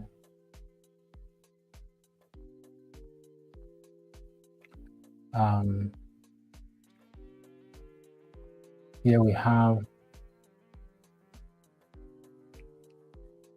have some questions. Greetings to family and Mama Winner. The clouds are thick with BULLRUN harvest. Let's protect our investment. Hold on tight.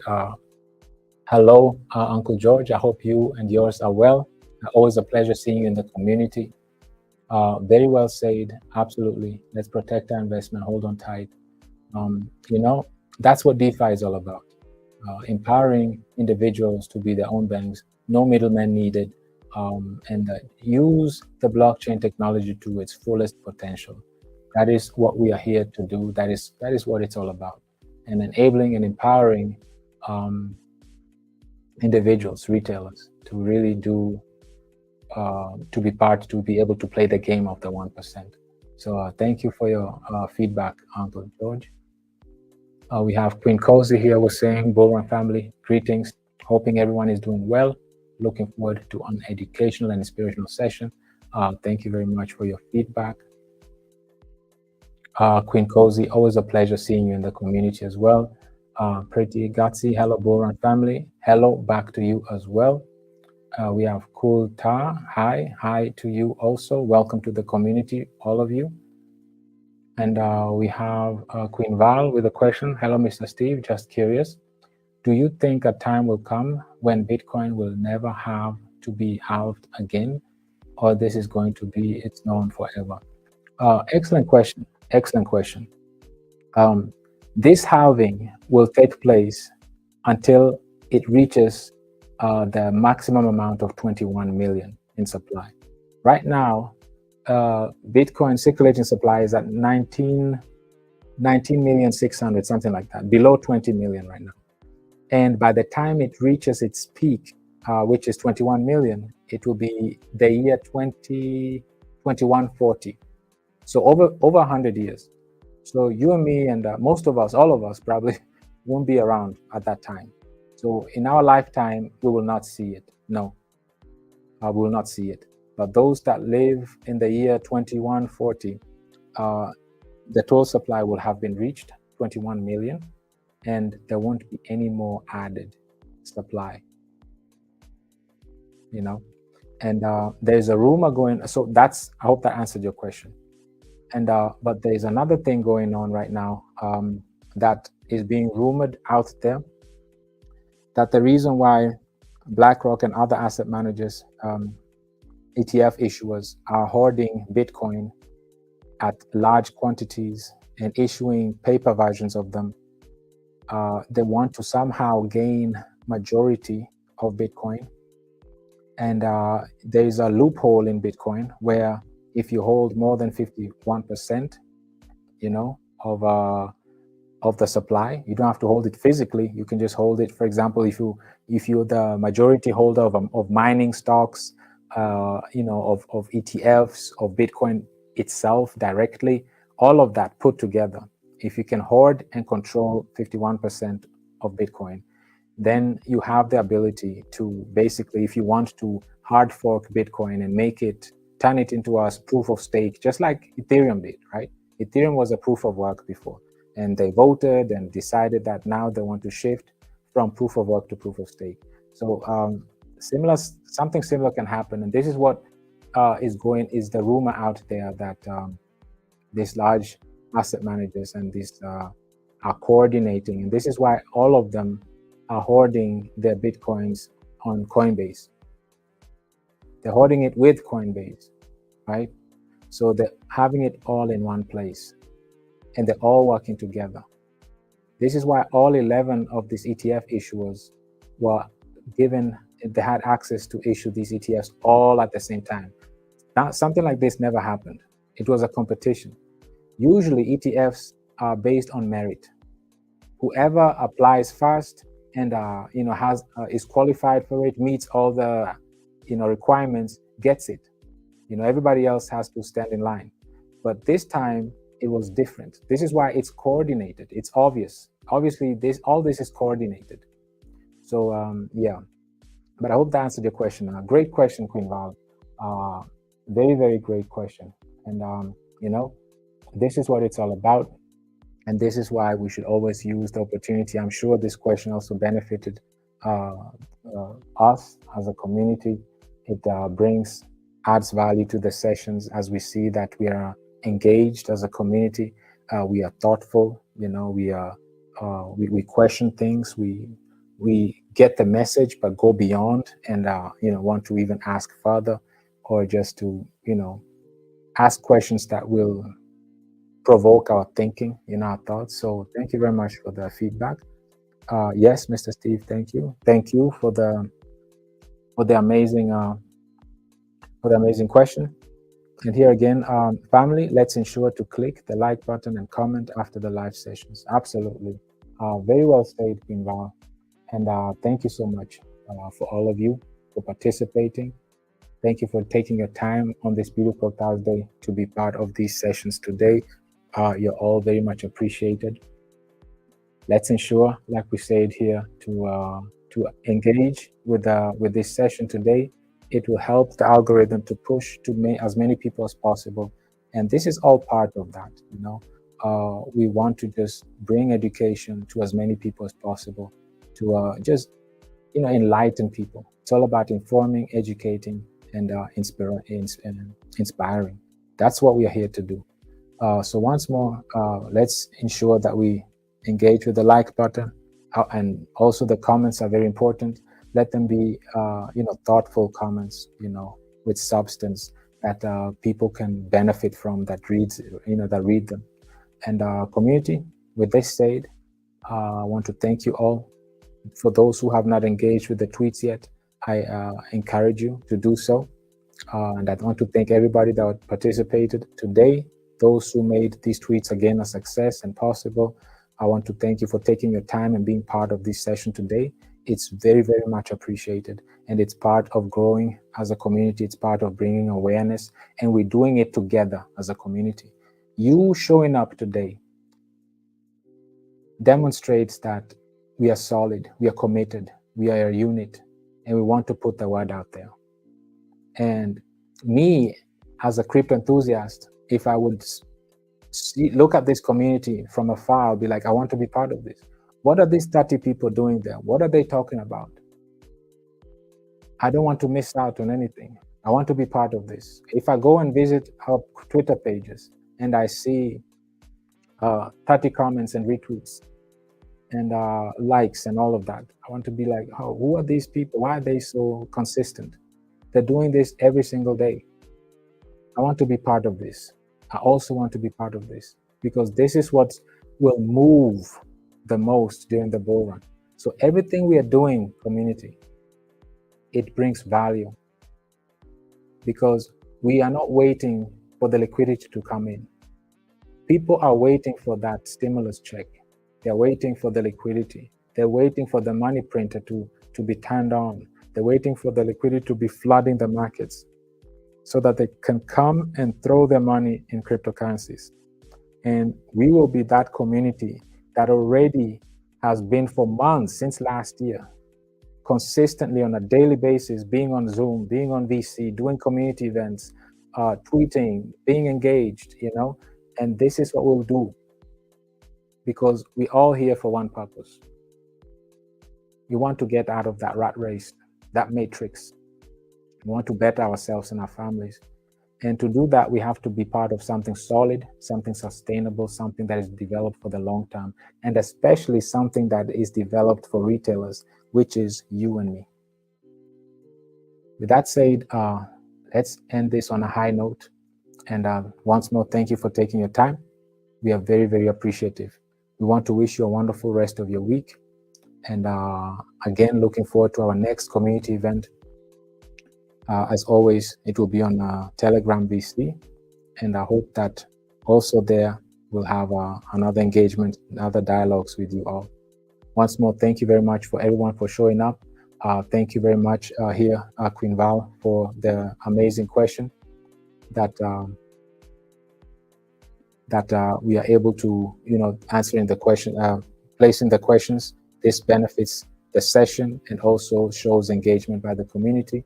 I also see here, which one is this? Unfortunately, a few of us have been temporarily limited on X, 3-day limited ban for likes and retweets, spam warnings.